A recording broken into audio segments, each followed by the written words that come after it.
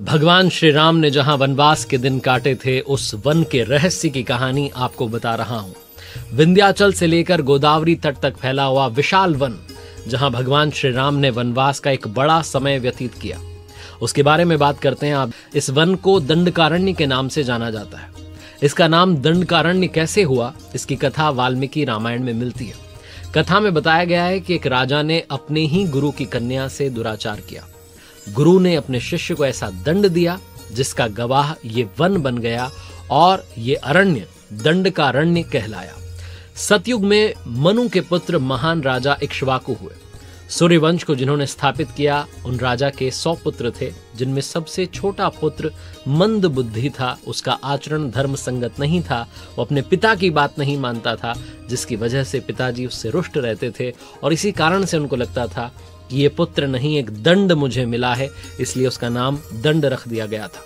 क्योंकि प्रसिद्ध राजा इक्ष्वाकु के कुशल राजपाट के लिए वो एक दंड के समान ही उन्हें हमेशा प्रतीत होता रहता था। अपने पुत्र के ऐसे आचरण के चलते राजा ने उसे खुद से दूर कर दिया और जिसके लिए उसे विंध्य और शैवल पर्वतों से घिरा हुआ जो पूर्वी मध्य भारत का शासन था वो सौंप दिया। वहीं राजा ने गुरु शुक्राचार्य को दंड का गुरु बनाया ताकि पुत्र अपने किसी कृत्य के चलते भविष्य में परेशानी का सामना ना करे।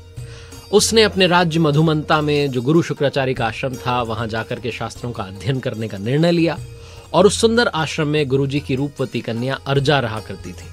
एक दिन जो दंड था, उसकी कुदृष्टि उस कन्या पर पड़ गई और मर्यादा को लांघकर, मर्यादा को भूलकर उसने उस कन्या के साथ दुराचार किया। जब अर्जा ने जाकर के अपने पिता को पूरी घटना बताई तो अपनी पुत्री की दशा देखकर के गुरुजी क्रोधित हो गए और अब तक आश्रम में एक अच्छे और अनुशासित छात्र के तौर पर जो शास्त्रों का अध्ययन कर रहा था दंड, उसे गुरु ने श्राप दे डाला कि अगले 7 दिनों के अंदर उसका सारा राजपाट नाश जो है उसका हो जाएगा, नष्ट हो जाएगा। यहां तक कि उसके राज्य से 100 कोस दूर तक श्राप के प्रभाव से शमशान जैसा नजारा दिखेगा, जहां किसी भी जीवित जीव जंतु का कोई भी चिन्ह शेष नहीं बचेगा। वो श्राप देने के बाद गुरु शुक्राचार्य ने अपनी पुत्री से कहा कि उसी आश्रम में जो तालाब है, जो सरोवर है, उसके निकट रहकर के प्रभु की भक्ति करें, क्योंकि जो जीव उस अवधि में उस सरोवर के निकट रहेंगे, आश्रम के निकट रहेंगे, वो नष्ट होने से बच जाएंगे। और इस तरीके से जो महान राजा इक्ष्वाकु थे, उनके पुत्र दंड का सामूल नाश हो गया।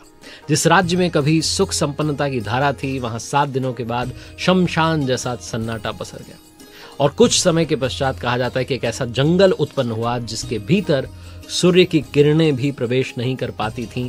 इसके बाद से ही उस जगह का नाम, उस स्थान का नाम दंडकारण्य पड़ गया। ऐसा कहा जाता है कि त्रेता युग में इस जंगल में ही विंध्य पर्वत पर योगियों को तप करने के लिए वांछित एकाग्रता की प्राप्ति होती थी, जिसके लिए इस वन में उन्हें पहले कई तरह के असुरों और राक्षसों का सामना करना पड़ता था। वहीं अपने वनवास के दौरान भगवान श्री राम ने माता सीता और भ्राता लक्ष्मण के साथ इसी वन के आसपास के क्षेत्रों में वास किया था। हालांकि शास्त्रों में इसे कई सारे असुरों के निवास स्थान के रूप में भी बताया गया है। ये वही जगह है जहां पंचवटी से रावण ने माता सीता का हरण किया था। वो जगह भी इसी वन में आती है, इसी दंडकारण्य में आती है। आज के जमाने की बात करूं तो दंडकारण्य जो है पूर्वी मध्य भारत का एक इलाका है। 92,300 वर्ग किलोमीटर एरिया में फैला हुआ है। इस इलाके के पश्चिम में अबूझमाड़ पहाड़ियां हैं और पूर्व में जो इसकी सीमा है उसमें पूर्वी घाट भी शामिल है।